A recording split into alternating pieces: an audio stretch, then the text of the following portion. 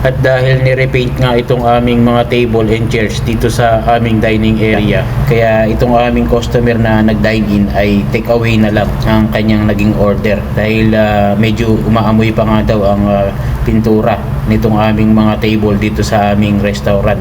Buti nga't na-order pa sila madam dahil nga daw talagang malakas yung amoy. Wala tayong magagawa, bigla na lang naisipan kasi ng aming amo na i-retouch o i-repaint yung aming mga table and chairs dyan sa labas. Kaya yun, yung ibang customer namin naalis dahil nga medyo malakas pa talaga ang amoy. Kahit nung isang araw pa nga ito napinturahan. Bali ito nga naging order nila madam ay ebimaki, crispy California at salmon avocado. Kumbaga ala naman po itong request, kaya lang dine in talaga, kaya lang nauwi sa take out.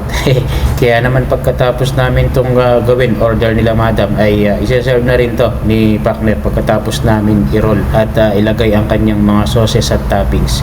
Yun lang, salamat and God bless everyone. See you in my next vlog. Alright.